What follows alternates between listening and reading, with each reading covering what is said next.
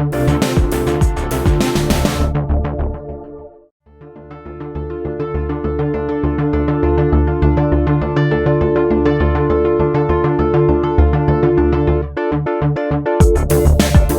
smartphone rumors return, T-Mobile's new plans shake up the wireless industry, and someone named Dead Technology is here to talk dead platforms.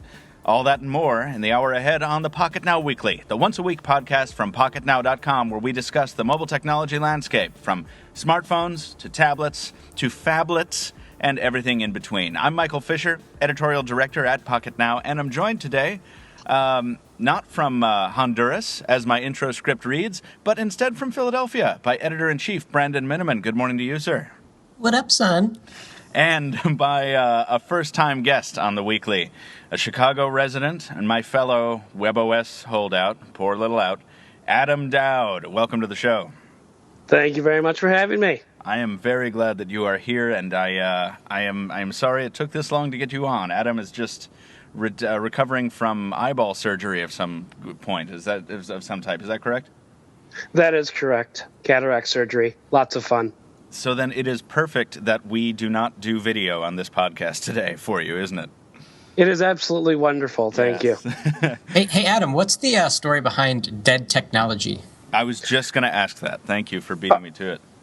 Well, actually, it's kind of funny. There's I'm a big geocacher, so I don't know if you guys roll that way, but I do as well. Geocaching is so much fun. Epic. So we'll talk about that later. We've got a bunch of geocachers in town, and two of them, Scott Burks and Walt Grogan, have their own podcast, the Chicago Geocacher Podcast. And I was, back when webOS first came out, I was all, get a pre, everybody get a pre. And Scott is a huge iPhone fanboy, so like all things Mac all the time. And so his remark to my get a pre was always, I've got Dead Technology. So I just said, I'm going to take that. I'm going to steal that. And I turned it into my Twitter handle, and the rest is history. I was wondering about that. Now, I was going to ask you because I don't think that I was aware that Dead Technology was your Twitter handle until after the whole webOS major operations shut down, after HP pulled the plug. So I thought you had named yourself in response to that. But no. Remind me. Now, Adam and I, listeners, met, and Brandon, I don't think you know this, met at the webOS Nation forums, which back then was called precentral.net. And we had were you Dead Technology there, too? I can't remember your handle in the forums. No, I was actually MGB Music on that particular forum, so that's probably why there was a disconnect. Probably why, yeah. And then I was like, okay, wait, Dead Technology. All right, so I know, pre-central. And then all of a sudden I come back from, I think it was Vegas or something like that, and Adam's on the team. I'm like, oh, you. Oh, exactly. Good.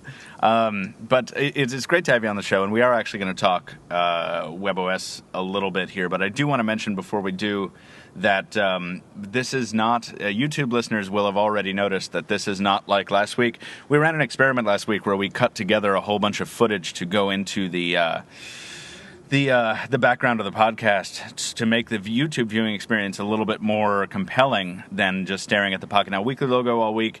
Unfortunately, that is what you're going to be doing, listeners, this week. That took something on the order of 3.5 to 4 hours of editing.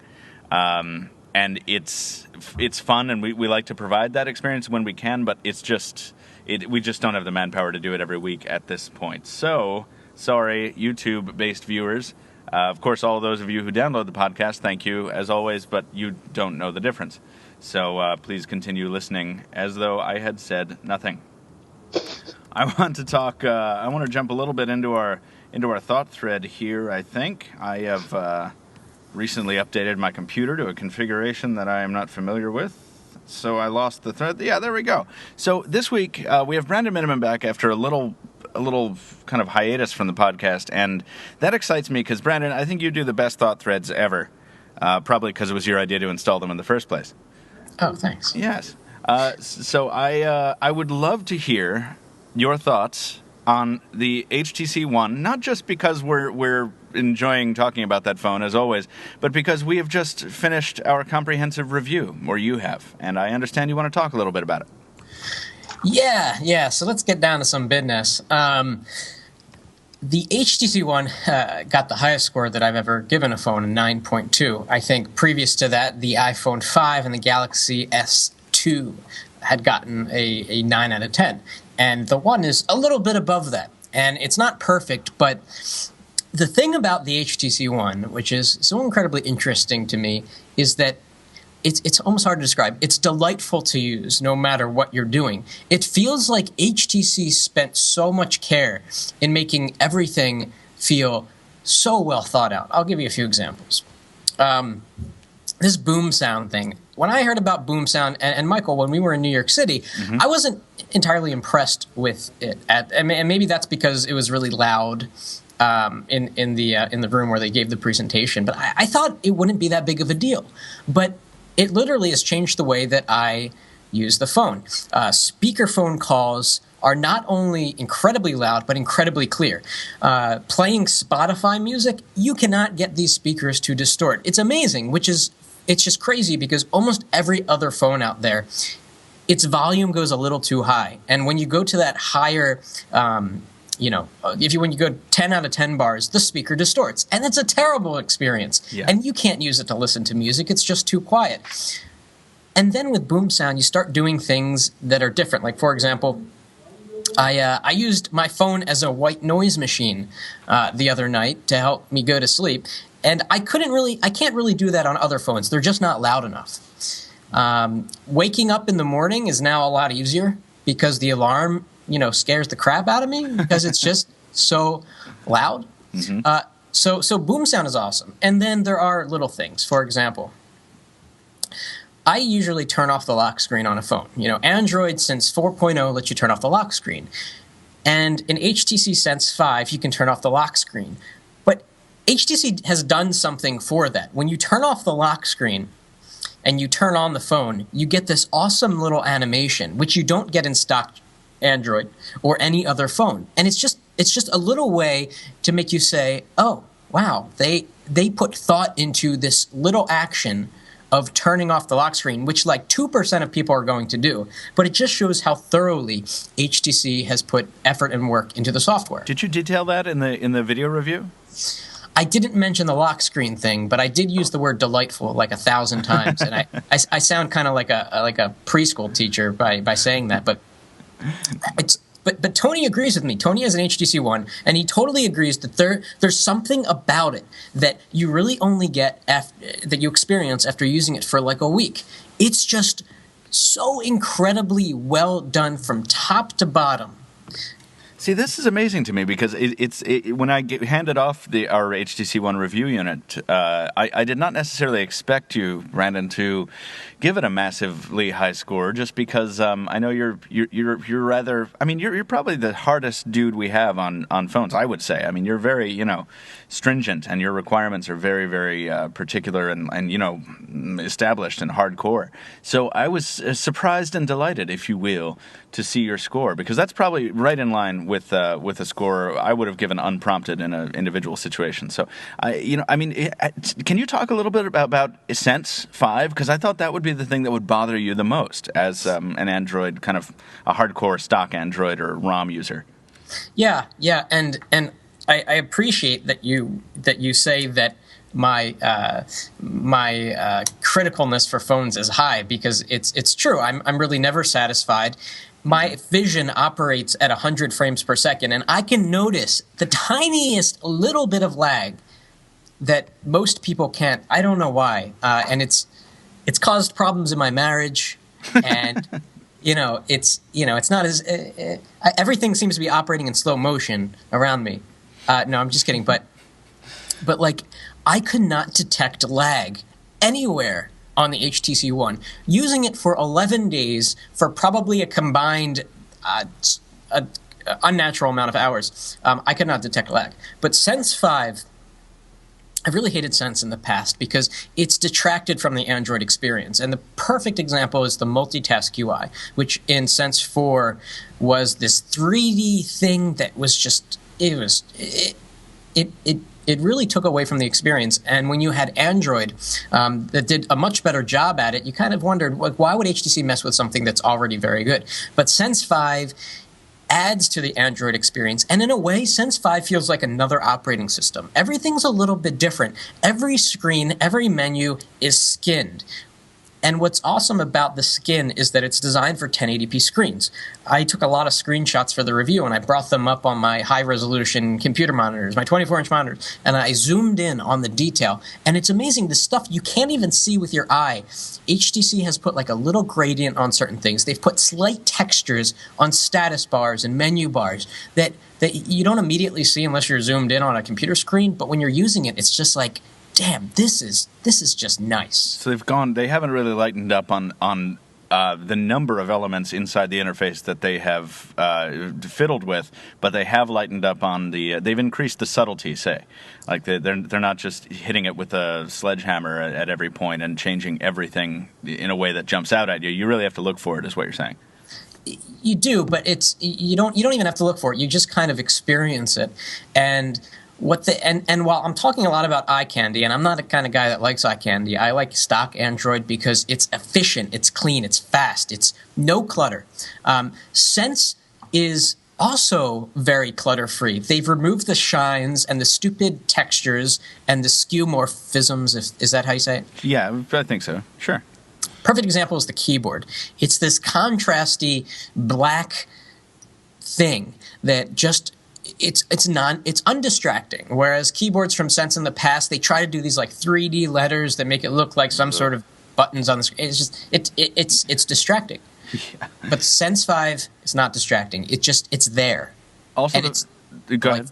The functionality of the keyboard also is one of the things that really surprised me about the One, because you can type on it, and while the earlier iterations of Sense included keyboards that, as you say, were graphically different, they were also, I thought, pretty good looking. I always thought Sense made a really nice looking, HTC built a really nice looking keyboard in the Sense, but the thing is, they were not terribly usable, and on the One, it is really usable. I mean, I love the stock keyboard on the One, and it's not just because the key highlights are just the blue outlines of the key, which is kind of futuristic and which I like, but it's actually really usable. Did you find the same? I think under the skin, it's a very similar keyboard. It just looks different. I think what you might be describing, and you might not realize it, is how the phone weights in your hand.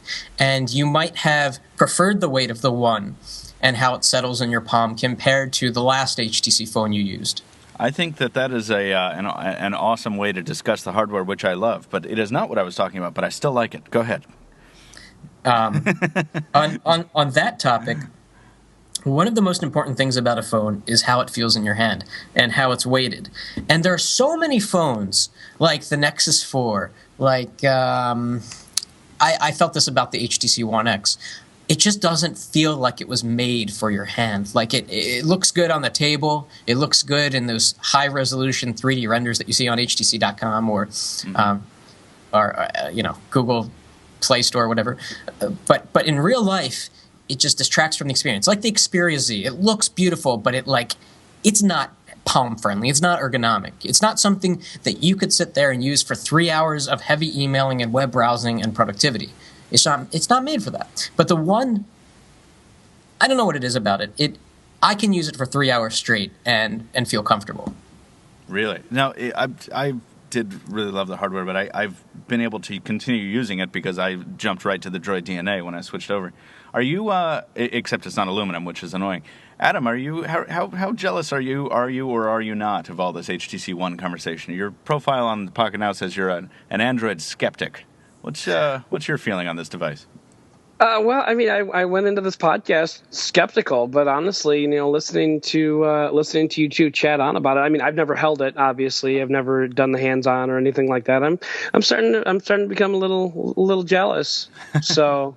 It's grass is always greener. I mean, don't get me wrong. I love the Lumia. I love how it feels in the hand, and I've got the GS3, and the experience that you're describing about holding it for 3 hours, using it for 3 hours. I couldn't do that with the GS3, just because it's one of those things. It's not built for your hand. One thing that absolutely drives me nuts, and I don't know if the One is like this or not, but on the GS3. you can't touch the front of the screen without doing something. So, you can't touch the bottom buttons because they'll go back. It's impossible to watch Netflix on the darn thing because you have to use a pair of forceps to maneuver it someplace where you can actually have a viewing angle. Do you know how long it took me to teach my kids that? I mean, for God, they would be watching it stopped again, Daddy. Don't touch it. And that happens with my mother. Yeah, whenever you hand off the S3 or the Note 2, people somehow their thumbs are always attracted to those points where the back and menu buttons are, and then and they're invisible when they're not illuminated. So people, you can't blame them, right? It's just it's something you have to learn by owning the device. And have you guys ever had someone take a picture of you and you give them your phone and they're so technologically inept that they immediately pick up the phone? They're like, oh, now I'm seeing your email, and you're like, oh God, yes. Okay, here, back in the camera. Oh God, it just turned off. Well, just forget about it. We don't need to take a picture. You know what? Forget it. I don't need a picture. We'll use the front-facing camera. We'll do it ourselves. Thank you. You just described my father. So, well, that's why there's a good hardware camera button thing. Brendan, would you have given the One any more points if it had a hardware camera button, or is that something you don't care about at all? If it had a hardware camera, I would have probably given it another 0.1 because I think that is so incredibly useful. Yeah. And it sucks that it is.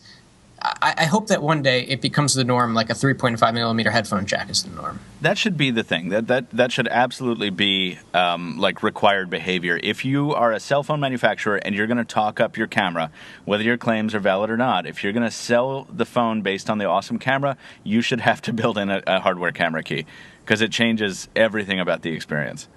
So saith Michael, so shall it be done. Thank you. See? That's we good. all.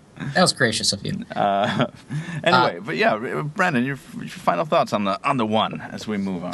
Yeah, I just want to finish up. I want to talk about the camera for a sec. And that's what I thought, because I didn't want to let you off the hook there, because I know that the camera is not necessarily up to par. So what's going on? It's so funny because I think every podcast we talk about how HTC underdelivers on the camera for the One X, the One X Plus. And the problem is that they overhype the crap out of it. That's their number one headline feature. Amazing camera. And the proof is in from everyone. The camera on the One X and the One X Plus is no good. It's okay, but it's no good. And so they have this ultra pixel camera, which maxes out at 4 megapixels. And, I was thinking I can live with 4 megapixels if the quality is really amazing. Even though you can't really zoom in, there's just not that much image data. But I get it. Megapixels don't matter if the images aren't great. So, in our tests, the camera of the HTC One is good, but it's not great, which is unfortunate. And it was very difficult because I was thinking about notching down the score of the review because of this. And it was very difficult not to, but I justified it by saying that like I said, the camera's good. It's just not great. It doesn't live up to that hype. It's a good camera. It just has some qualities about it, which I think can be fixed with software, but that don't overshadow all of the other benefits of the phone. Yeah, I'm looking at some of the photos in your in the sample gallery on the review now, and I had the One for 2 days, and I did those first two camera comparisons with the DNA and then with the Lumia, and it's just nice to see what it does in someone else's hands. And it looks like you had, I don't know, what did you do? Did you intentionally put the camera in situations that were, less friendly to it? Because I see some of your results are what's your dog's name again? Ava. Ava's backlit in this first one, and there's a lot of light coming into the corners of the shot and stuff like that. But her nose is the detail on the nose is just incredible. So it's I don't know. I like seeing what other people do with smartphone cameras, because normally I do everything I can to make my shots look better than they actually are, because I'm usually using a smartphone camera that's not very good. I mean, what was your approach when you were testing this out? So I've used the iPhone 5 for a while now, since it came out, and I know exactly how the iPhone 5 performs, and I think the iPhone 5 takes the best shots of any phone. So I tried to take pictures where I could predict how the best camera that I know of, the iPhone 5, would take shots. So this picture of Ava with her nose, I've taken a very similar picture with the iPhone 5. And what the HTC One got right is the detail in her nose. You can it's kind of disgusting. I mean, if you look at this picture. Yeah, it's amazing. This is why dogs constantly smell things, because these are like receptors that let them smell you from a mile away. But what I don't like how the HTC One took this photo is that it blew out the background. The sun was shining on her, and the camera it was overwhelmed by the light. And then this other one with the red noses, that's kind of a tough shot because you've got some color in there, and those red noses in real life are bright red clown noses. And so I pulled this up on my computer, and I was like, this does not look like bright red clown. They look like dark pink. Yeah, that's like a pastel red in this basket of clown noses there. Right. And then, of course, the night shot is pretty self-explanatory. And this is why I think the software can be tweaked. The low light performance is fantastic of the HTC One. In fact, it sees more light than my own eyes. But what it does is to reduce the noise, it applies a smoothing filter algorithm thing, which makes it look chunky. You know what I mean? Yeah, there's a picture of some high-rise buildings in the twilight here. And what time did you take this photo at, Brandon?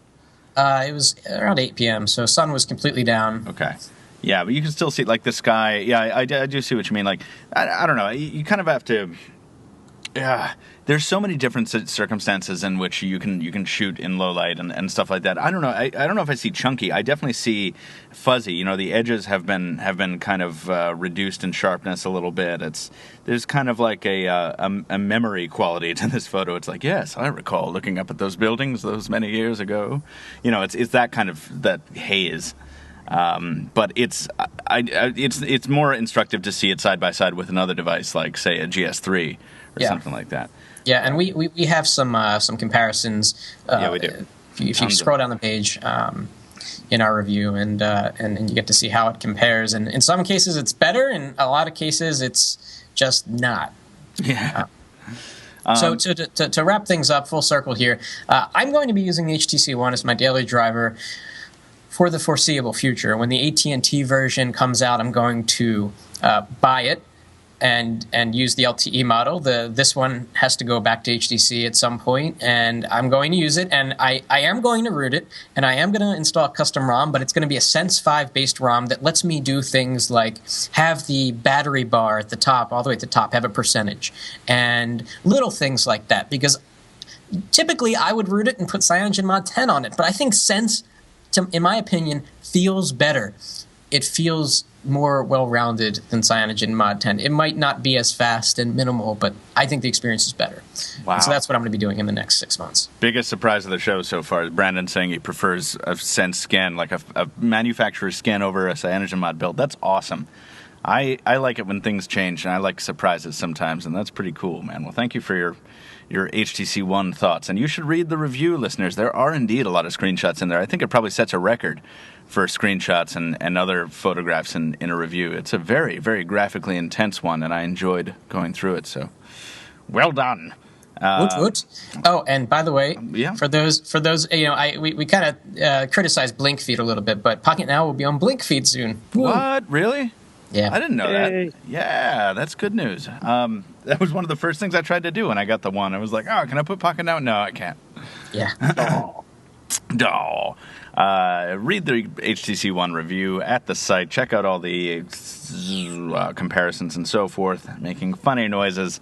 I want to transition from one of the most popular devices today to a platform that we haven't heard about in a long time. As a matter of fact, on the podcast, I don't think we've ever had occasion to have a dedicated webOS section, and I'm sure it won't happen often. But because we have Adam Doud on the show, and because of a recent event, we want to talk webOS a little bit. And the event I'm referring to is a webOS meetup that recently happened in Chicago. Is that right? That is correct, and not just recently, but always. It's a monthly deal, bro. I know. Oh my goodness. So, how many people go? It really depends. We usually average between 10 to 12, and it's usually the same regulars. It's about half developers and enthusiasts. So it's like a ham radio club meeting at this point, basically.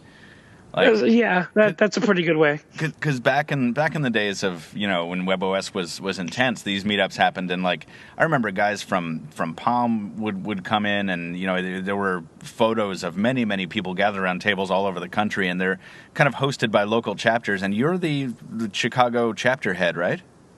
I'm pretty much the webOS meetup head at this point. So. Really? Yeah, well, there's a website that you can go to where we organize these meetups, and it's meetup.com/HPWebOS. So as you can tell, it's already a little dated. Yeah.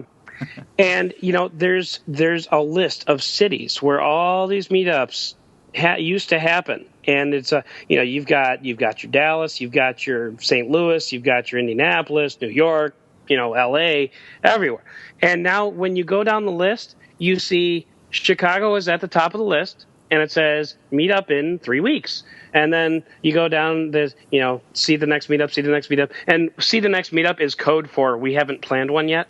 So it says see the next meetup, and then you've got Nashville, and it says Nashville meets in 3 months, and I'll give you a little side note on that one. And then the rest of the cities all the way down worldwide, and not just US, you've got Tokyo on there, you've got Germany, you've got cities around the world that used to do these meetups. And there's only 2 that are left active. One is Chicago and the other one is Nashville. And the only reason Nashville is having a meetup is because I'm going there in June. What do you guys do at these meetups? Yeah, take us through a typical meetup. Well, you want to know what a typical meetup is now or what it used to be? Because back in... briefly about what it used to be in the glory days. In the glory days. Yeah. HP wanted to put together these webOS ambassadors. And you'll notice on my profile, I still have webOS ambassador. And damn it, I'm going to have it until they tell me to stop.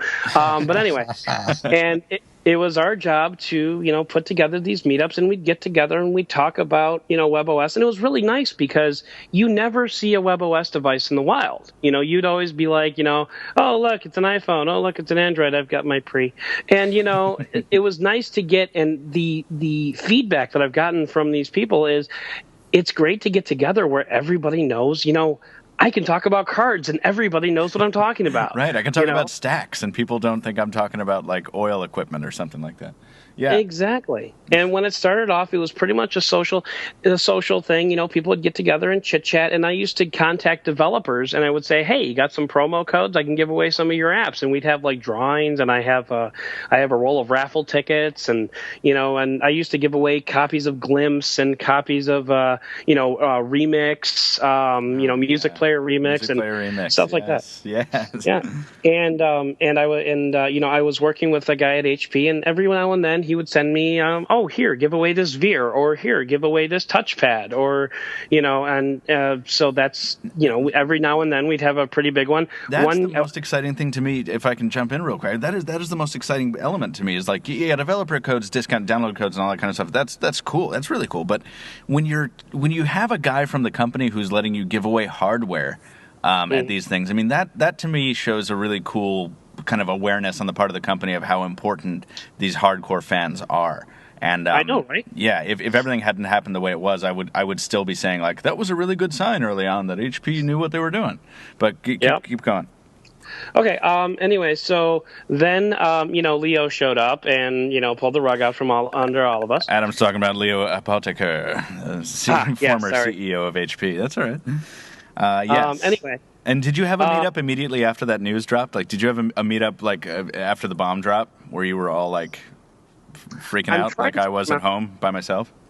We've had actually meetups that usually occur several days before a major news event. So I mean, we probably had a meetup right before the carpet was pulled out. We probably had a meetup right before they went open source. It seems like whenever we'd have a meetup 4 or 5 days later, and not whenever, but whenever there was news in the webOS front, we just had a meetup a few days before. So wow. It was rather silly, but nowadays what we do, I mean, we pretty much just do the same thing. We get together. We got a bar/restaurant in Schaumburg, which is a suburb of Chicago, that we all meet to. It's a nice central location, and we get together and we chit chat. And a couple of meetups ago, a couple of guys put Ubuntu on my touchpad, so that was kind of cool. Yes. And I actually ran across a Pre 3 that has webOS 2.2.5 on it, which is an iteration beyond what was ever released to the public. Yeah. So what is my? I've got a Pre 3 right here. What's it running? It's 2.2, or is it 2.1? 2.2. Okay. 0.4. Yeah, that's right. So now the problem with 2.2.5 is it's pretty much a developer build only. So I don't have access to the app catalog. So nice. So webOS that really doesn't have any apps to begin with. Now I can't even get those. I think one of my favorite recollections of yours that you told me about from a previous meetup was when I guess one of the guys from. Either from HP or not, I don't recall, basically rolled up to a recent one and said something like, I just have an S-load of Veers, right? Yeah. Just like, do you guys just want some Veers? Yeah, that actually happened at the last one. So, but anyway, at the last meetup, one of the developer guys there said, "Well, I can enable your Veer to get app catalog access." And I said, "Oh, really?" So I brought my phone and they did their magic. And so I mean that's kind of what we do. We just kind of help a brother out, as it were. So and we really still awesome. Chit chat.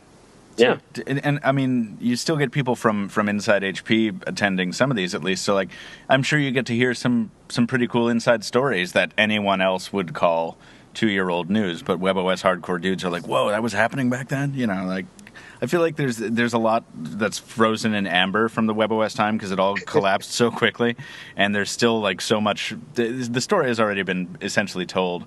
But there's still like little nuggets of details that just you love to find. Like every so often on eBay, for example, a white Pre 3 will pop up, or like a white touchpad. Or I understand you guys. I think I saw some photos of some really special hardware from the last meetup. Is that right? We did. We ran across a couple of unicorns actually at the last meetup. It was rather reminiscent to remember when the iPhone 4 got found in a bar. Yes. Similar to that, only we knew where and when the devices were going to show up. So, but yeah, there it was, just laying there. So we had to play with it. We had a couple of interesting devices. First of all, we had the opportunity to give away the first TouchPad Go.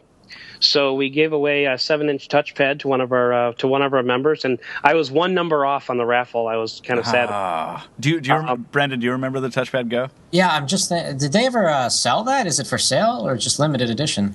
They did not. It was never released. It was built in China. If I remember correctly, they had a few dozen that were ever made. So yeah, and there was a rumor at one point that they had like 10,000 that they'd already built. Now they didn't know what to do with, so they were going to destroy them. And everyone on the internet was like, "Oh my god, I need to get one," because at the time, webOS was only at the 10-inch form factor for the regular touchpad and the and then in smartphones.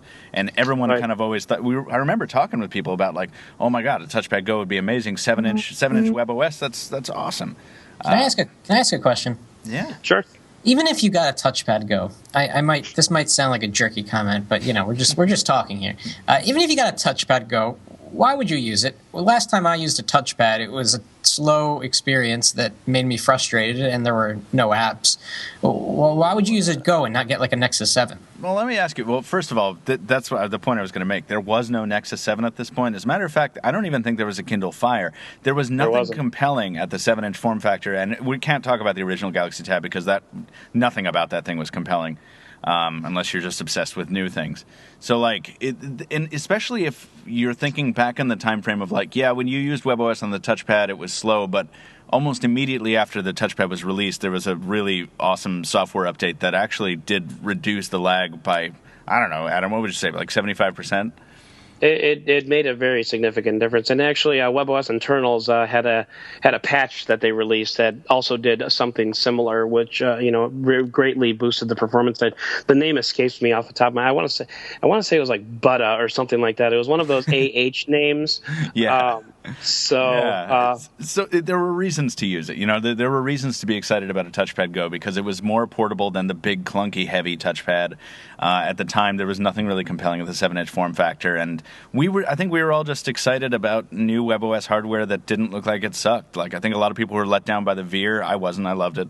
But a lot of people were let down by it, and they wanted something compelling. And they're like, when the TouchPad Go was about to come out, everyone was like, great, this is more portable. I can carry this around. There's no such thing as a Nexus 7 to get me excited otherwise, so this is going to fuel webOS development, and it's going to be cool. And boom. Actually, you know what? A funny story about the TouchPad Go. That was the first scoop I ever posted to the internet. I couldn't sleep one morning. I wasn't working at Pocketnow or anywhere at the time, and I couldnn't sleep, and it was like 5 a.m. on like a Saturday morning. I don't know what I was doing, but I was trolling eBay, and there was a TouchPad Go.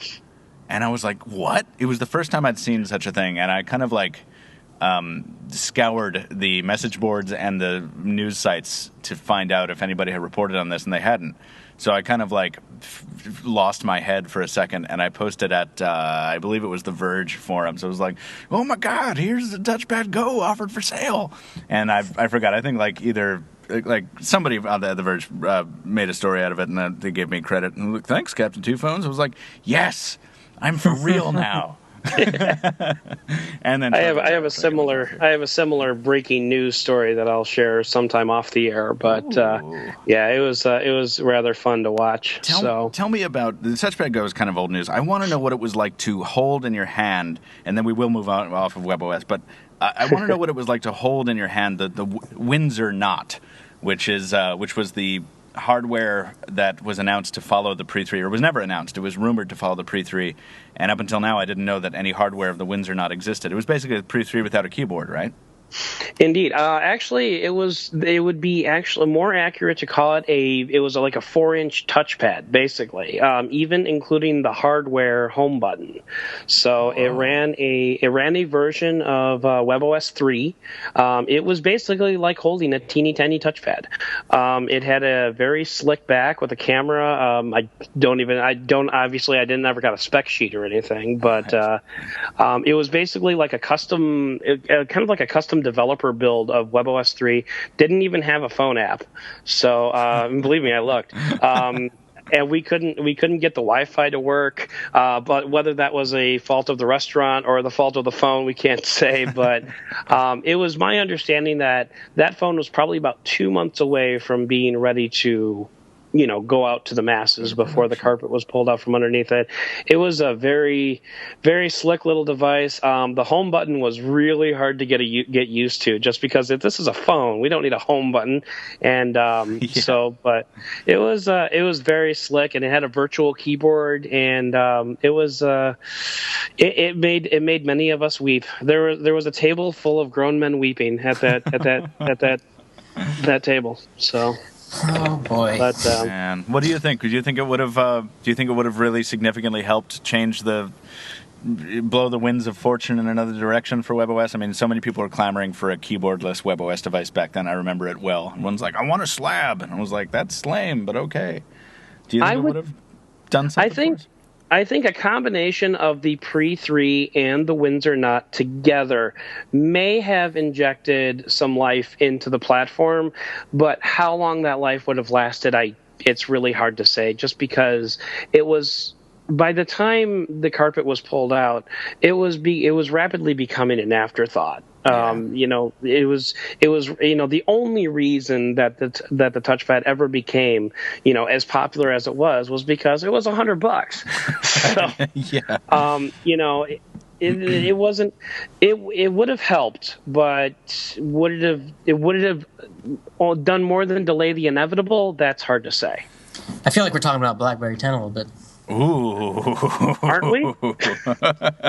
Well, that's going to be an interesting conversation to have. We actually just got news, which I said off the air. First of all, just to close out webOS, I will say that I still use my HP TouchPad as for very few things, but I still do use it, and it is sitting here on my desk right now in its Touchstone charging cradle with the Facebook tablet exhibition app going, and that still works like a charm, just as well as it ever did, and that's where I'm getting a lot of my news right now.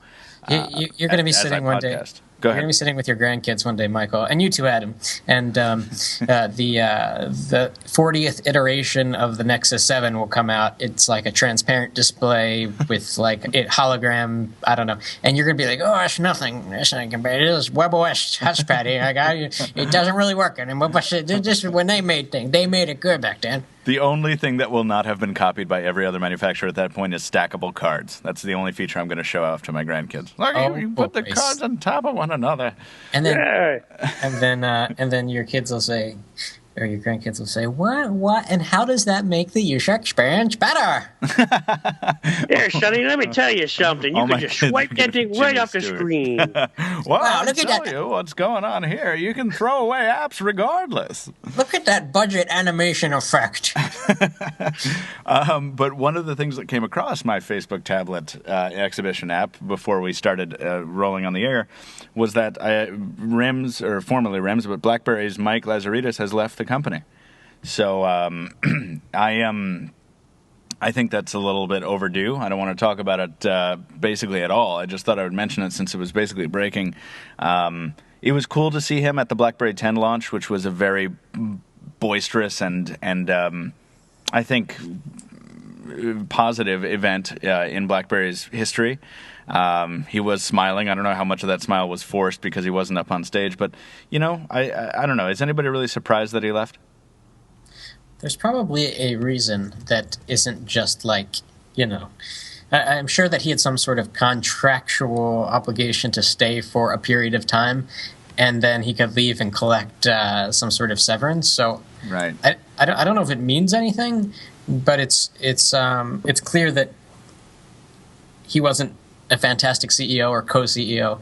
And I think that's pretty evident by where the company is today. Although it sounds like they were profitable in Q4. I don't know how. I mean, maybe they sold Girl Scout cookies or something. Yeah, it was a small operating profit of $94 million, it looks like. But yeah, there's some updated figures here in earnings call and stuff like that. Yeah, I don't know. I have the BlackBerry Z10 back. Brandon returned it to me in exchange for the HTC One. So good trade. I really won out on that one. I was gonna say, who won that one? Yeah. But I used it for a couple days just to reassociate myself with it, and I was like, yeah, okay, I remember this, and I'm having a good time with this. And I'm sad to report that the app situation, at least for me, despite the BlackBerry App Store having grown to 100,000 available apps, still doesn't have what I need to use it as a daily driver. So I will keep checking periodically, but for now it's sitting here waiting for an After the Buzz to come in a little while. So, and even if it did, would you use it as your daily driver? I think the first TLDR column I wrote a couple weeks ago was called "Congratulations, Jumbo Phone Jerks." And that was directly targeted at the society that has made me not take the BlackBerry seriously. No, a 4.2-inch screen is now too small for me, unbelievably. I can't believe I'm one of you people. That's interesting. Yeah. That's interesting. Speaking of screen sizes, we didn't talk about this, but I know it's going to be true.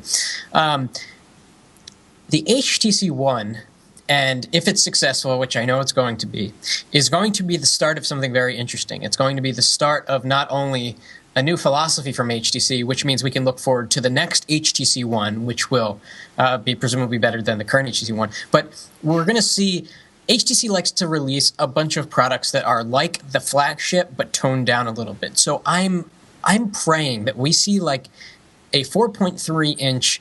I'd go with 720p. That'd be fine. HTC phone with boom sound, with Sense 5, with a metal design. And I really think they're going to do that. And that will make mouths drool profusely.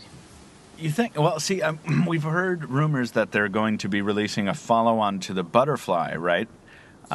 Which is confusing to me. Stephen and I were talking about it on IM the other day, and it's like, why would they continue the Butterfly design language when they have such a superior product in the One? Yeah, I think the Butterfly is going to stay as a Asian phone. Yeah. Yeah, and Verizon, when they sell through their existing inventory of the DNA, or when that contract lapses, they will finally get the HTC One here in America. So I don't know. That seems like more of a Samsung move to me, Brandon. The one you're talking about is like, making its budget Galaxy devices and tiny things. Like HTC did do a lot of variants back in the day, but I don't know. Do you think they're going to do that again?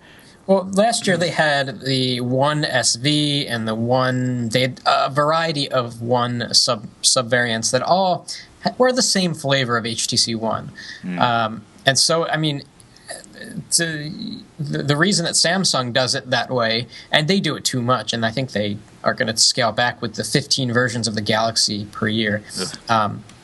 They do it because it works. They use the term Halo product, where the expensive high-end flagship is so popular that it's aspirational, and it will cause people to buy a version of that phone that is less expensive and has lesser features just because it's somehow connected to the high-end product. Right. Well, can I ask a question about that? Please. In regards to the One SV and the One X and the One name a letter, what's with the whole naming versus carrier thing? The Lumia does the same thing. The 810, the 820, the 830, the 822, the 855.8. I don't get that. Why do they have to name it a different thing?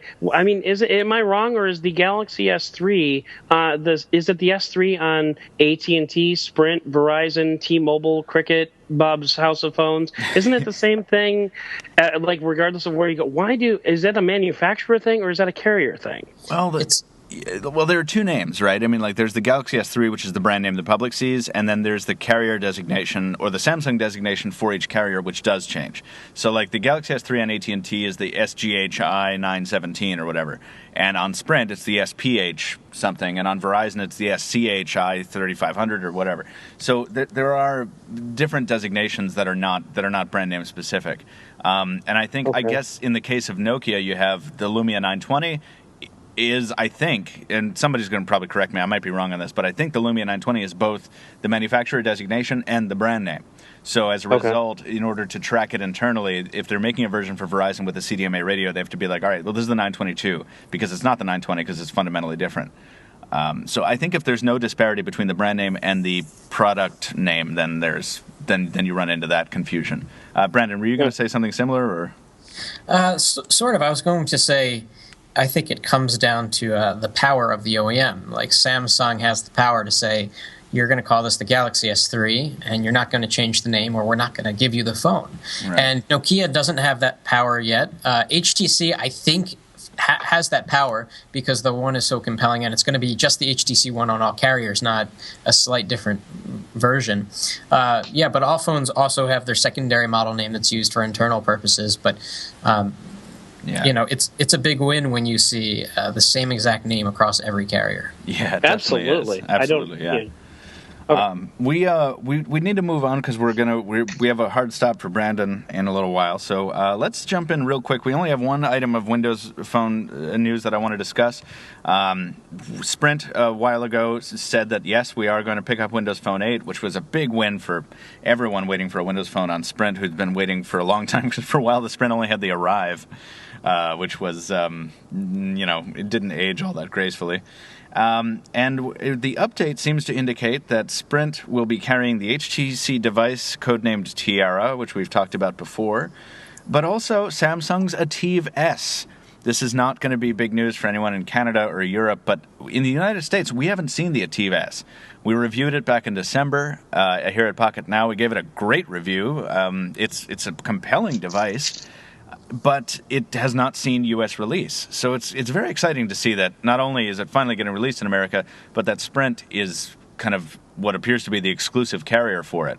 It's going to feel really old, don't you think, when it comes out? So that's the thing. Now, I think Stephen made a point in his news post about this where he was, there's going to be some people that are upset because Sprint actually did come out and say that their first WP8 models were not going to be 6-month-old hardware. And, of course, that's exactly what the Ativ S is. So, but here's the thing. I think the Ativ S has gotten so little attention in the United States because it hasn't seen store shelves that, no, I think people are going to see it. They're going to associate it with the Galaxy line of high-end Android smartphones. They're going to look at that back, which actually really is gorgeous in person. And I think it's going to do quite well on Sprint, with Sprint's compelling unlimited plans and all that kind of stuff. No, I think the ATIV-S is a really good match for this carrier. Yeah, that's got Sprint exclusivity, and what could possibly go wrong with that? I went there. I had such a nice positive note that I ended on, and then you wrenched me back in time to sadder moments. I'm looking forward to seeing it. I mean, the Tiara I think is a little more mid-range. The ATIV-S is definitely going to be the premium in this pair, and there is a little bit of concern there where it's like Sprint is releasing these two good but probably somewhat unremarkable phones when you factor in the Tiara. So I hope they're not using those to evaluate the prospects for Windows Phone 8 in general across the network. You know what I mean? Can we start referring to premium as premium? Oh, sure. Yeah. I want premium steak when I go to the bistro. Absolutely. We can do that. It just sounds... I can. I'm sorry. Let's jump into Android while we're talking about Android. Anyway, we're talking about medium and high-end models, and we have new leaks about medium and high-end models from Sony, of all people. The codename Dogo or Dojo, D-O-G-O, should have according to the leaks here, a 4.6-inch HD display with 2 gigs of RAM, and the Gaga, which is a 5-inch 1080p handset, supposedly, from Sony. I hope they both have terrible viewing angles like the Z and the ZL. Yeah, right? It's so funny. Like, Sony can make such a nice display when you look at it from one particular angle, and you turn your head and it's like, oh, wow, that's great. Why do you think that is? I'm sure that they understand that their phones have poor viewing angles. Why do they release a phone that has poor viewing angles? I mean, every carrier decides where they're going to make their compromises, right? And Sony, why you would make it on the display, I don't know. I think they must have been backed into a corner to make that decision. For me, not that I am well-versed at running a business, but if it came down to releasing a phone with poor viewing angles and a relatively poor display, or charging $50 more for it, I would probably opt for the latter, particularly if I was Sony, but who knows what goes on. Just playing devil's advocate here, though, it's a phone. Who else is going to be looking at it? Aren't you going to be looking at it straight on, pretty much? I mean, that's how I look at my phone. That's a really, really good point, and I want to talk about that for a sec. We talk about viewing angles on phones, but as Adam points out, a phone is a very personal thing. So on one hand, you want to have limited viewing angles, so no one can read your data and your information or your email, which people do anyway. I've done it. Right. But on the other hand, you want wide viewing angles so that you can share your content. You've just taken a picture and you're in a group, and everyone can see the picture as clearly as the one standing directly in front of it. But you can't have both. I think, obviously, manufacturers prefer to have better viewing angles. That screen protector you can put on your laptop that, prevents anyone else but you from seeing it? Yeah. Yeah, maybe that's what Sony's doing, and they just haven't advertised it, You know what I think the next big step is for this is variable side viewability. Like where you can adjust it, like it's in the notification shade on an Android phone, like the brightness controls are, and you can say, all right, well, I'm with a group of people, now I'm going to amp up the side view visibility, now everyone can see it, or if I'm working on something private, okay, I'm going to go ahead and activate the security filter. That would be some really cool technology. I would almost never use it, but it would just be really cool to see. That would be cool. It needs to be more passive than that, and I think a simple way you can do that is in portrait, your side angles are limited, but in landscape, where that's the use case scenario when you're showing a picture, it's got wide angles, and I think they can do that because if you ever use polarized lenses on sunglasses, I forget which it is, but either portrait or landscape, you cannot see the screen. There's something different about it in one orientation. Mm-hmm. Oh, yes. Well, so this is, I use the Lumia 920 as a daily driver as someone can now testify in real life. I will talk about that in a second, but the Lumia 920 is very, very difficult to see from the side because of that clear black polarizing filter Nokia uses to do, to accomplish various means of trickery of changing a SLCD or an LCD display into an AMOLED-looking display. I think it deepens the blacks up, it makes it more viewable in sunlight, but anyway, I have frequently complained about that in review videos and in comparisons, but you're right. I mean, practically speaking, yes, it's just you looking at the phone. I think what makes it so compelling for us, if I can presume to speak for a lot of phone reviewers here, is that it's so incredible when you do have a phone like the HTC One or like the One X even from last generation, where you are looking at it side on. You almost can't see the screen because you're looking at it almost directly to the side, but you can still see all the graphics on the screen, and it looks like a printed piece of paper. It looks like a dummy phone that someone has just printed graphics on. I mean, technologically speaking, from a nerd perspective, that's amazing to see. And I think if we all grew up with CRT TVs, which I know we did, you can, we know what it's like to look at a screen from side on and not be able to see anything. And it's really cool to be able to see a display that treats the life differently. I don't know. But that's a good point. In fact, it's the same thing when you look at like a really high-res screen. And I remember the first time I looked at the Retina display on the iPad, for example. For most of my life, screens were extremely low resolution and they looked like crap. And now we've got these screens that look like they've been printed on, and it's so freaking awesome. Yeah. And I appreciate it so much, and it's funny because our kids will be like, "What are you talking about? They're always printed on." Like back in the day with webOS. When I was talking about the Lumia 920s, an event leapt into my mind from yesterday. I was walking through the mall here in Boston, and I was the mall is attached to a Sheraton hotel, and I was surrounded by like 14 to like 18-year-old or 17-year-old like high school girls in like weird shoes, and I mean there were thousands of them. I'm just trying to go to like get. I was meeting a friend at a bar. I was like, "What the fuck? Why am I can't maneuver? This is crazy. Why are there so many women in weird shoes? What is going on?" So I exit the hotel and I'm really flustered, and I'm like, "What the hell was that?" And I see a valet, and I'm like, what's going on in there, man? And he's like, Irish step dancing competition. I'm like, sure, okay, all right, fine, I get it. And I'm about to walk away, and he points at me, and he kind of has that glimmer of recognition in his eye, and he's like, "You're Captain Two Phones." And I was like, whoa, holy, did I, seriously? And he's like, "Yeah, I read your stuff at Pocketnow all the time." I'm like, oh my God, this happens in Germany. This happens at trade shows. This doesn't happen on the streets of Boston. So that's crazy. I was very happy to meet my new friend Adam last night. Another Adam, as if we don't have enough Adams to keep track of. Well, we're all awesome. Yeah, apparently. I've never met an Adam I didn't like. Let's move on to very briefly touch on the Kia Torque. I reviewed it. I gave it a fairly low score, but there's a lot to like about this device, and it made me think enough to post a tweet that said, reviews are more than just the scores. Remember that. I think a lot of Brandon and I often talk about the types of readers that read reviews, and I think there are a great number of them who kind of look at the score first, decide whether the review is worth their time, and then read it or they don't read it. And I think the Kia Torque, I gave it a 6.5, which is one of the lower scores I've given. But there's a lot to like about it, and I think it just made me remember that it reinforced this notion that like I always want people to read the review rather than just look at the score and decide not to buy it. Because not everything can be a 9.2. Not everything can even be a 7, which for a while, reviewing mid-range Windows Phone handsets, that was like my go-to score. I think I did like 4 reviews in a row that were 7s.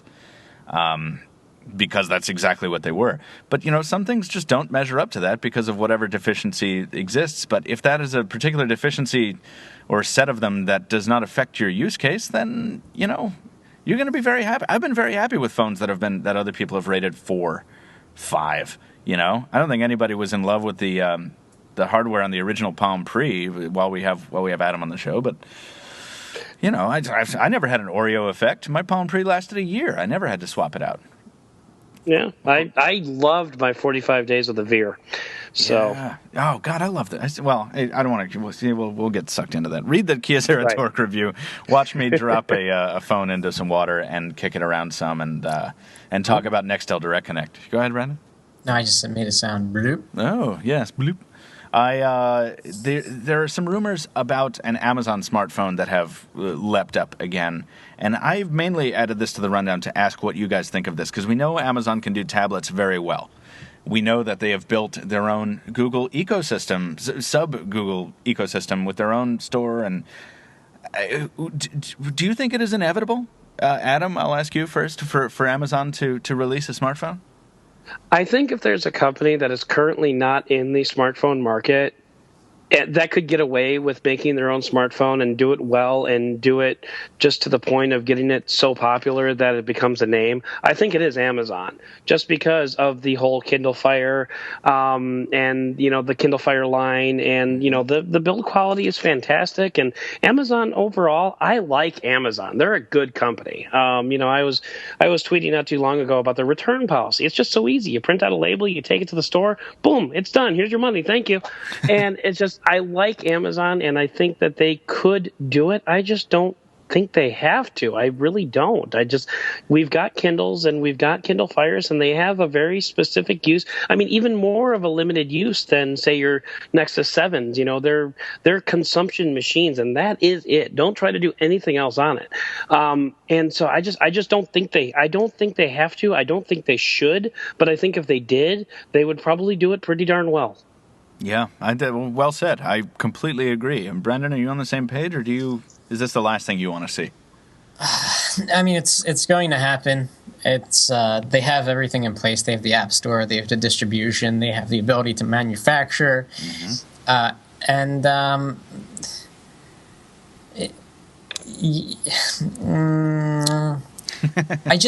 I'm having trouble picturing the what.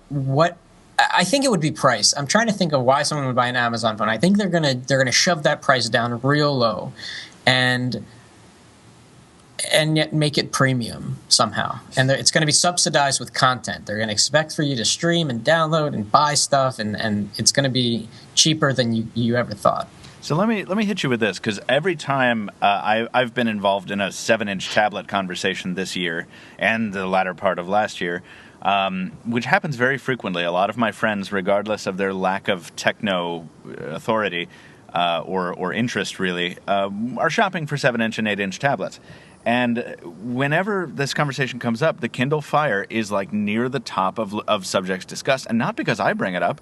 I'll be honest, half the time I forget it exists, even though it is a very significant piece of technology. I just don't use it. I'm not an Amazon, acolyte, so I don't use the Kindle Fire.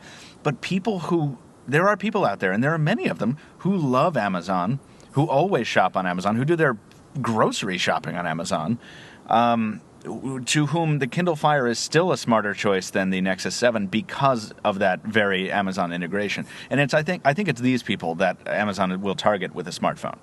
So I think that there are people out there, and probably more than any of us think, who would find this product compelling, particularly, Brandon, as you say, if it's priced aggressively. Go ahead, Adam.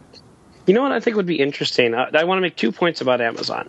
One, I think they could come up with a subsidized version of their phone. They could drive down the cost. Imagine this. Let's say you buy an Amazon phone for $250. But out of that $250, over the next 12 months, you have $100 credit towards Amazon content. Oh, totally.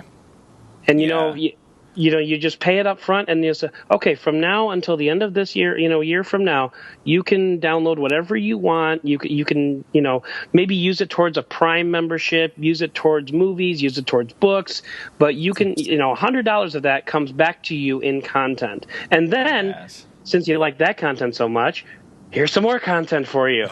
Right. And it's a similar model to what HP was doing when they were trying to move the touchpad, actually, Adam. Remember when they were giving away $50 app credits to purchasers? And I had something like almost $100 worth of Palm app catalog credit just for buying the touchpad. It was an incentive to buy it. And that's so much more powerful if you're talking about the Amazon ecosystem. I agree that's almost a foregone conclusion if this thing launches. Oh, yeah.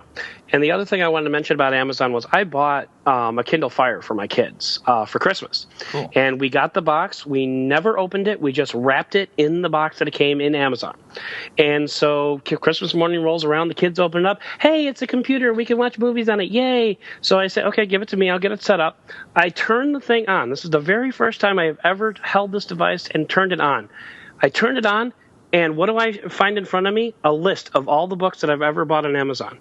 Awesome. It actually put all my content on the device for me. Yeah. And I'm just like, Amazon, you rock. Yeah, and that's a kind of a breakthrough concept that we haven't seen really replicated by any other company. I mean, how cool would it be if you bought a phone, you bought the new iPhone, you bought the HTC One, and somehow it came out of the box already set up exactly the way you want it? That's a little complicated, but with Amazon, it's kind of easy for them to do. But it's so delightful. Like you said, Adam, it's like you felt special for a sec. Like, wow, they give a crap about me, sort of. We're starting to see that more and more, particularly in Google. Like when you get a new Android phone and you set that up, as we do, once every 2 weeks at a minimum, you're starting to see more and more information ported across profiles. Like when I set up a new Android device, not only do my apps automatically start downloading, which is nice, but and this is a little creepy, my login information transfers as well. So all of a sudden I will notice on a new Android device that I am on my home Wi-Fi hotspot, which is protected, of course, by a password. Oh, no kidding. Yeah. I never used that option to back up, to restore, because the first time I did that, it started to download like 50 apps. I'm like, no, please, I don't want to. Yeah.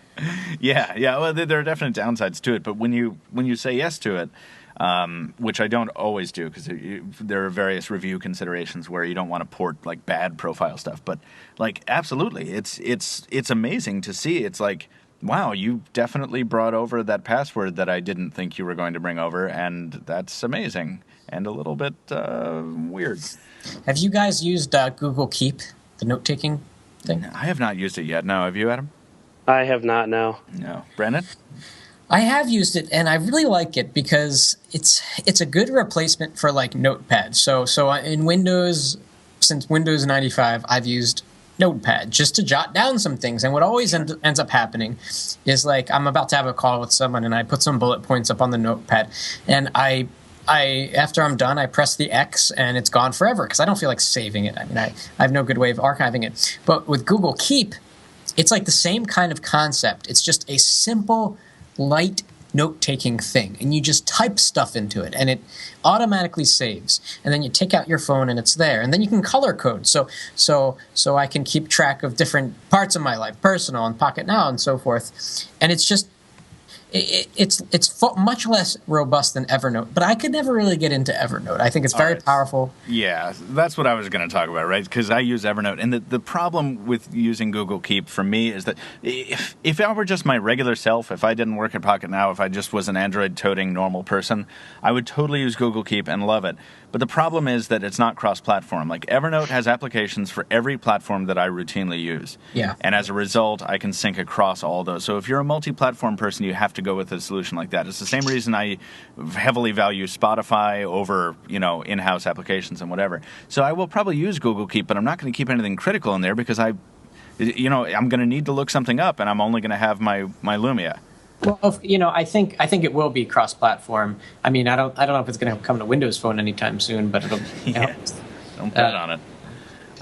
Let's close out Android real quick if we can, just by talking really quickly. This rumor will not go away, that the Galaxy Note 3 is somehow going to usher in this era of unbreakable, quote-unquote, displays. And we're talking about a flexible display that is not the flexible display that we've thought about in the past as this kind of futuristic, rolled-up newspaper kind of thing, but a display that is not necessarily brittle, that can handle an impact or two and will not shatter as readily. So we have, basically the latest news story on this comes from March 25th, and there's not much news in it. It's just that the rumor has resurfaced. And here's the problem. What? Yeah.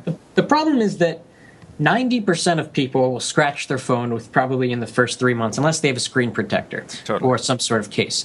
Only probably 5 to 10% will shatter their screen. So we don't need shatterproof screens. We need scratch-proof screens. So here's the solution. Sapphire. Good segue. Thank you very much. So we have, I wrote a piece yesterday about Sapphire. We were shown this at MVC. We've talked about it before with this Sapphire-based screen protection, which is, on the Mohs hardness scale, like, it's way up there. It's right under diamond, and it is significantly harder than quartz, which comprises most sand that you're going to find that's going to scratch up your screen.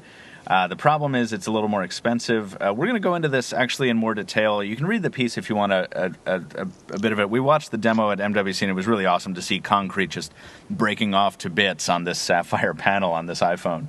and not scratching it at all. But I am going to be led on a factory tour of a company called GT Advanced Technologies, which is just outside of Boston here, next week. So you should expect a video, listeners, next week detailing exactly how this synthetic sapphire comes to be, and hopefully the company will give us a little bit of an indication on how they plan to position themselves to go up against Gorilla Glass 2 and the new Gorilla Glass 3. And we're going to see Jeff again, and I think Jeff is the demoer from the video is probably one of the most liked dudes ever that is not on the part of the Pocketnow team. Like, we posted this video, and within about a day, there were something like 15 or 20 comments being like, "I like Jeff. I'd hang out with him. He seems like a cool guy." Oh, that's good. Yeah. You know what? You know what gets me excited? What? We always talk about how, like, we don't necessarily need faster CPUs. We don't necessarily need more RAM because phones are just getting so fast and good. And then we think, like, what's left? Well, there's a lot left. There's unbreakable screens. There's louder speakers. There's better camera technology. There's new hardware form factors, new battery technology. And I think that now that hardware has become, or in terms of processing power, has gotten good enough, and it's outpaced what the software can handle, I think in the next 2 years we're going to see all kinds of breakthroughs in those things I just mentioned. You know, I think you're right. It's very tempting to say that mobile is leveling off, and in some ways it is plateauing in terms of innovation in some areas. But no, I think you're right. I think with the added tools that we're given now, and the added penetration of just sheer number of users using smartphones, it has seldom been a more interesting time to talk about a lot of this stuff. And I hope you're right. You know, nobody wants to be in a world where it's just a sea of slabs all running the same thing and everyone can do the same thing. And speaking of the higher penetration of smartphones, and the statistics are like, I checked the statistic like a year ago, and it was like 30%, 20%, but it's like 70%. It is so... What, in America? In America. It is so high. In fact, it's so high that we're going to have to rethink how we position Pocketnow, because right now we use the word smartphone, and soon people aren't going to use that term anymore. It's just going to be phone. Well, that's very true, yeah. I haven't thought about that. Just like in Brazil, they don't call them Brazilian nuts. They just call them nuts. Oh, snap! What about... that's going to really ruin one of my favorite terms ever, which is dumb phone. I remember when smartphones, kind of like that term came out and became somewhat universal, and then people were like, well, how do we differentiate between smartphones and other phones? And I think it was way back, a long time ago. I think it might have been the Engadget Mobile people started calling them dumb phones. And I was like, ha! And then I guess people decided that wasn't a very nice thing to do, so they started calling them feature phones instead. How about some trivia? Let's see who gets it first. At which phone launch event did a company coin the term superphone? Oh, HTC Evo? No. Adam, you got a guess?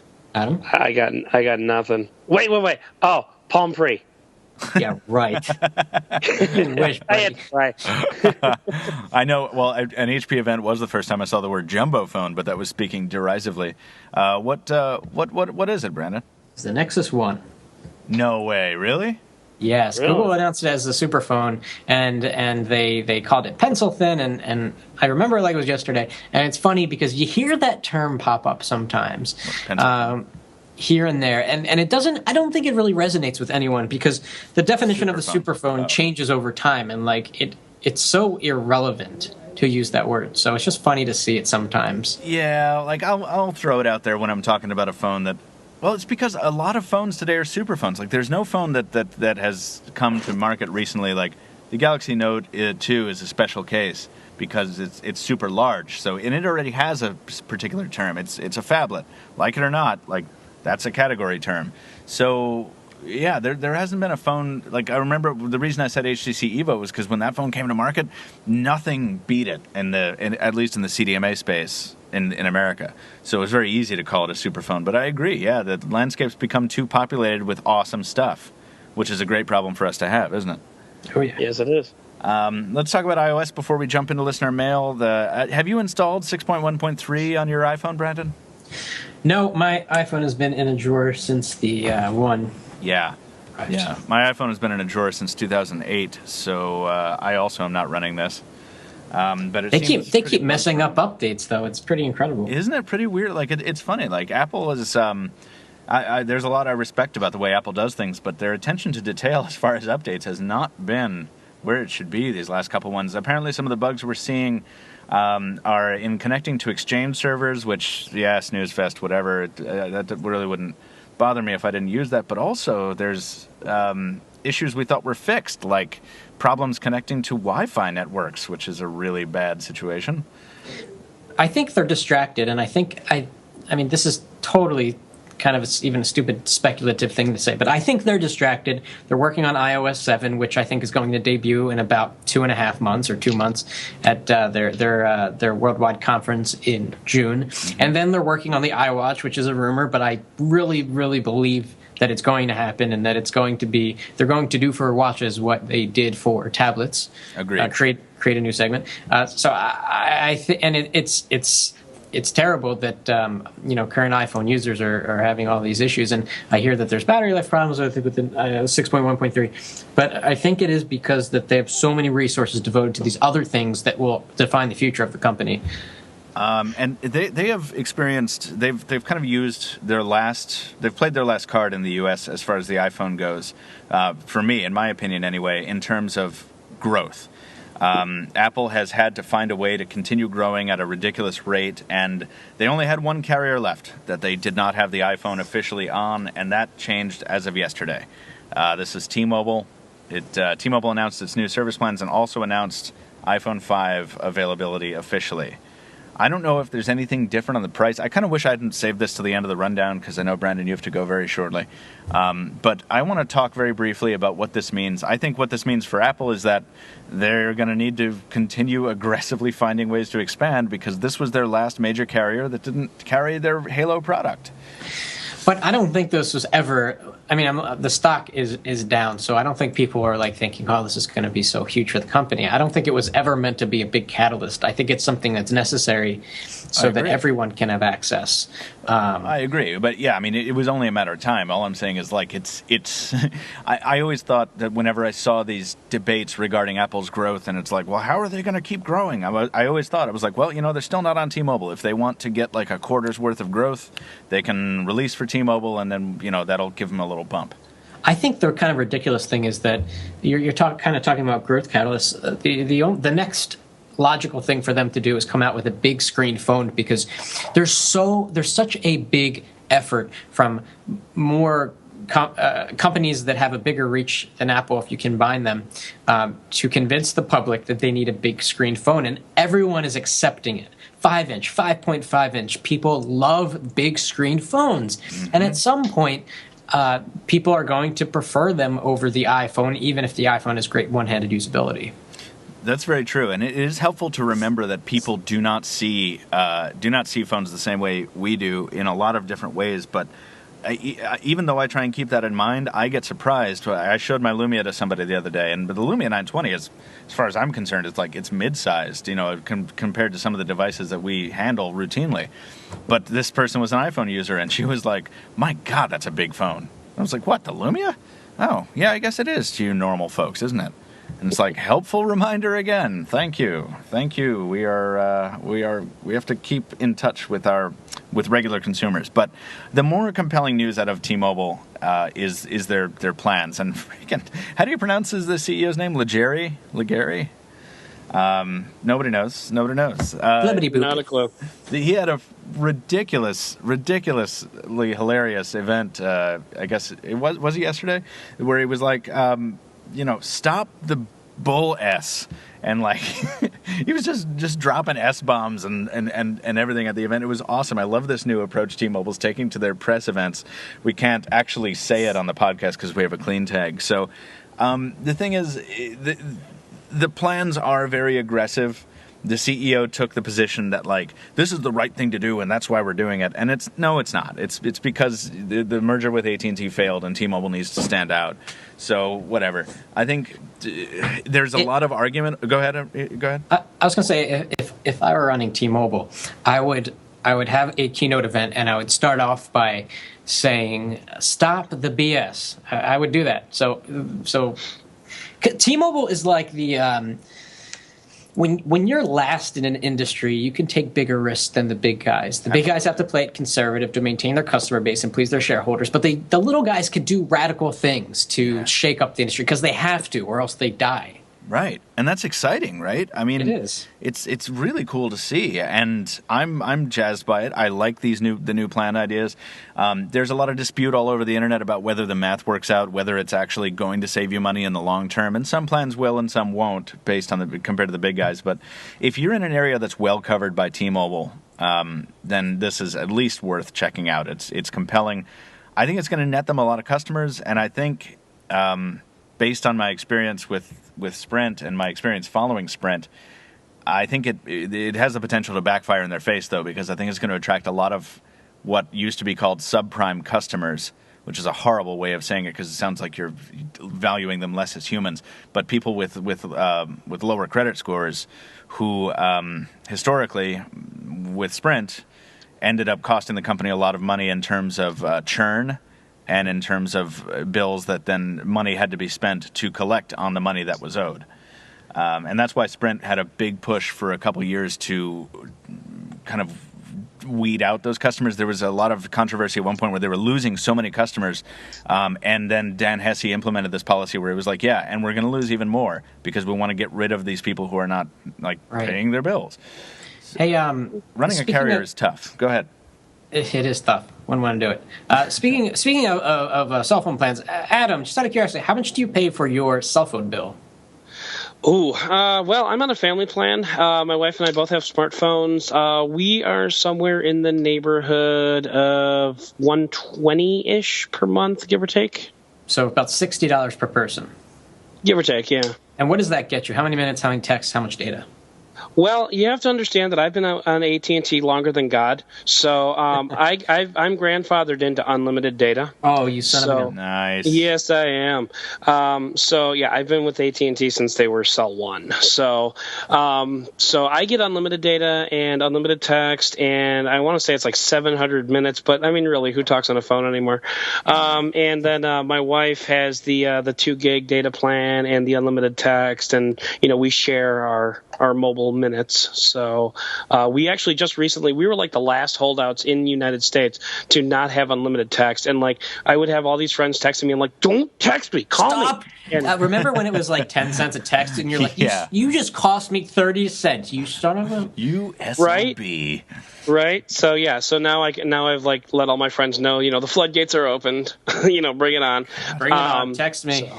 I was always the first guy to text in my circles of friends, and everyone was. I was that guy. I was the guy who was costing everybody money, and I got so fed up at some point. I mean, yeah, we were all in college. Yeah, we were all strapped for money, but I was like, listen, I will give you a quarter. I just sent you a text because I was in class. Shut up. What is your? Well, it's funny. What's your bill look like, Michael? I'm sitting at about a little over 100. I'm at about 110 because I refuse to have a plan that doesn't include tethering because I use it so often. So as a result, on AT&T, I've got like 450 minutes. With 5 gigs of tetherable data and unlimited texting, which I wouldn't have to have if I didn't spend so much time on Windows Phone, because obviously Google Voice, I need to have it forward, and there's not really a terribly good Google Voice app on Windows Phone, except Go Voice is pretty good, but I can't use it, yada, yada, yada. I don't understand why you're paying extra for tethering. Doesn't your phone just have a tethering feature built in? Just turn that on? Are you being serious?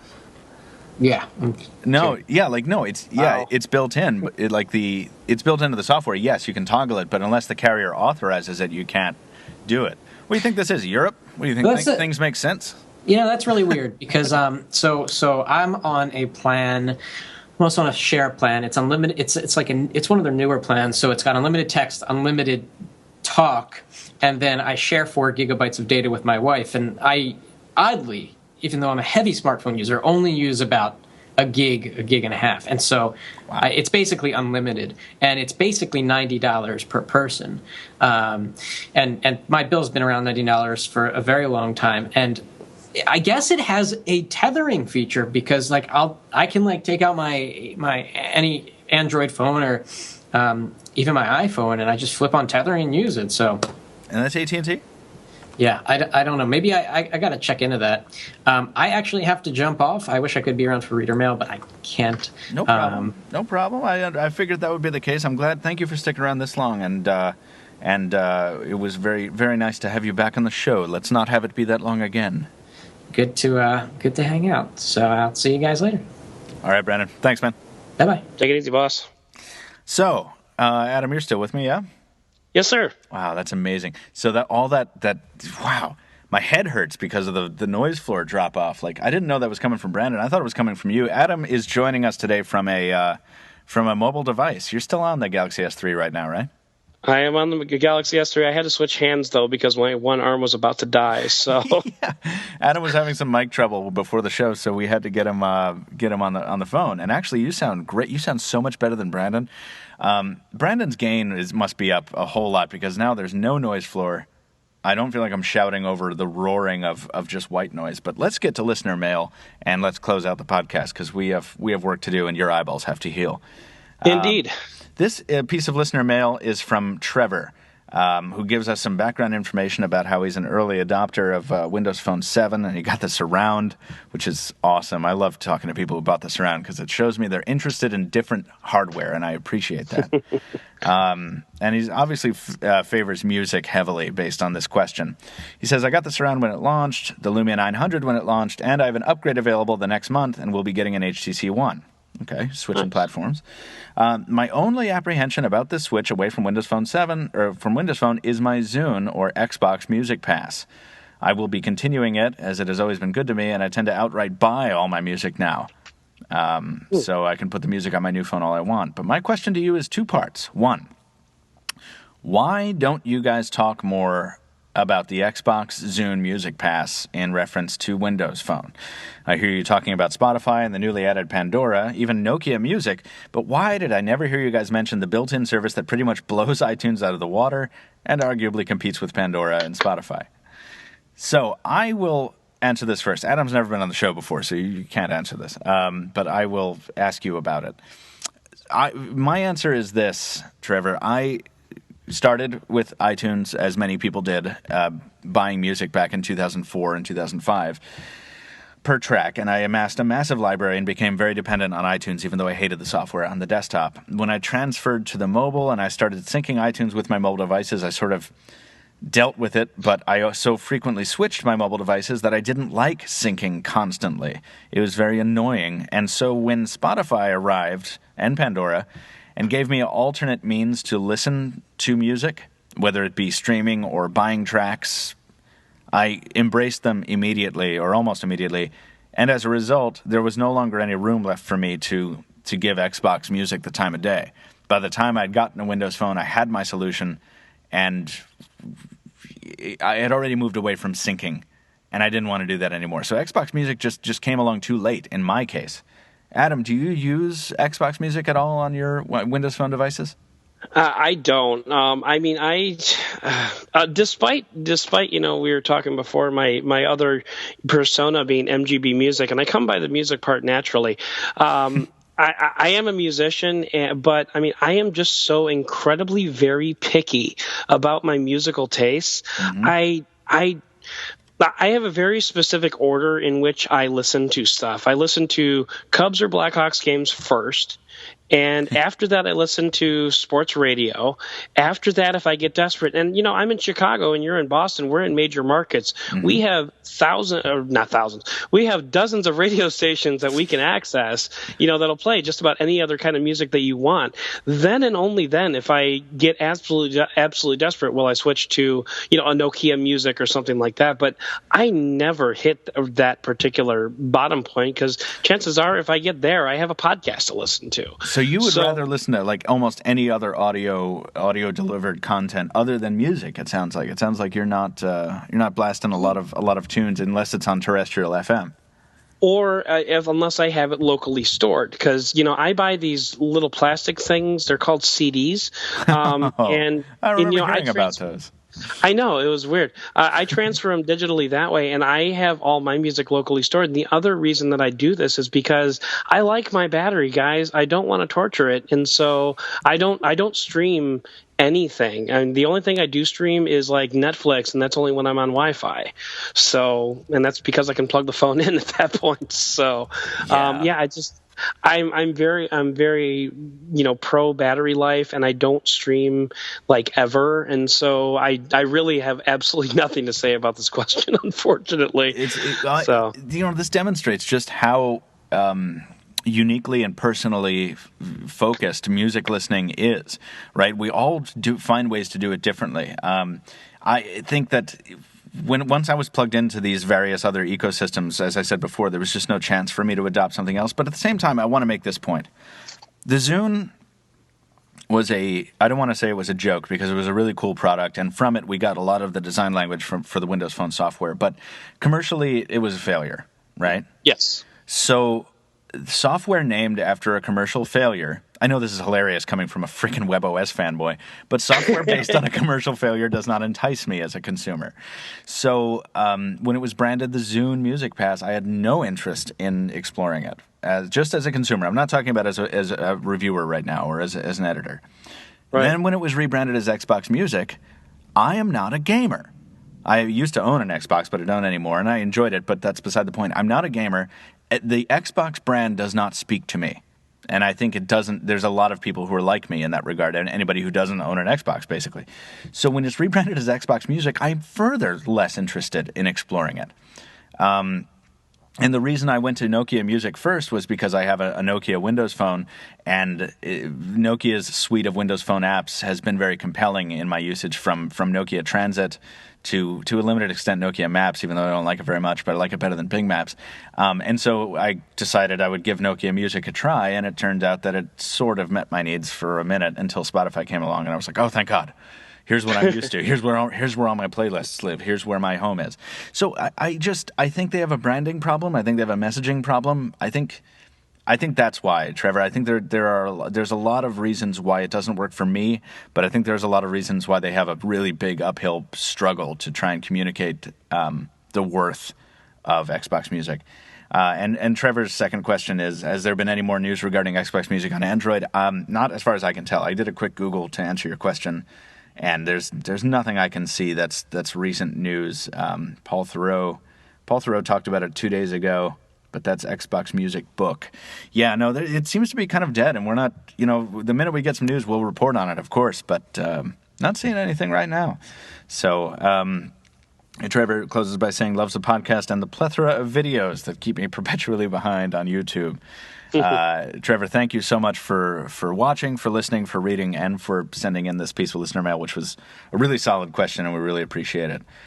Just another tip, guys, for if you're going to write in, please do write in, and we'll give you the email address at the end of the show. But this is the kind of question we love. That's a very specific question that is compelling and interesting to a wide array of listeners. If you're just going to ask us whether we think you should buy a Lumia 920 or an HTC 8X, that's not as compelling. But we appreciate all pieces of mail that come in. And I think with that, we're going to go ahead and close it out today because we have other stuff to do. Adam, do you have any closing thoughts from your first time on the show? We really loved having you on. And if you would like to say goodbye to the listeners, we will absolutely have you back very soon. Well, I loved being on. It was a marvelous time. Unfortunately, my day job keeps me busy on the days that we typically record podcasts. Yeah. But, what is your day job, Adam?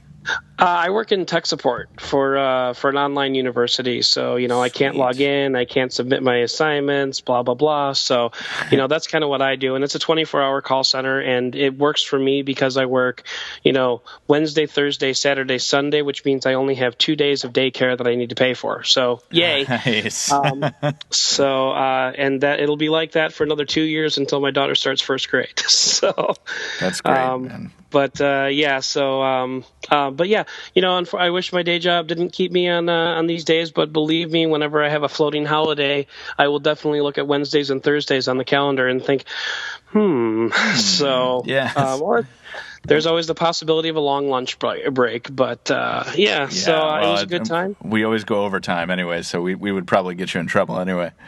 But probably. Yeah, but no, I would love to have you back in the show. I mean, it was great, and it was just first of all because you're a new team member. I wanted to get you on the air, but also turns out I like the tone of your voice. So I really would love to have you back, and you've brought a lot of good points to the conversation. So thank you. You're very welcome, and I thank you for having me. And we will see you very soon. And listeners, we will see you next week, because that is it for this episode of The Weekly. You must find us on Twitter. We have conversations there all the time. Brandon is at Brandon Miniman. Adam over there is at Dead Technology, spelled like it sounds. And as always, I'm at Captain Two Phones. You can also follow Pocketnow officially at Pocketnow on Twitter, as Pocketnow on Facebook and Google+. Leave us a review on iTunes or Xbox Music. And if you have a topic, question, or suggestion for the podcast, or you would just like to say hello, podcast@pocketnow.com. Thank you so much for listening. As always, see you next week.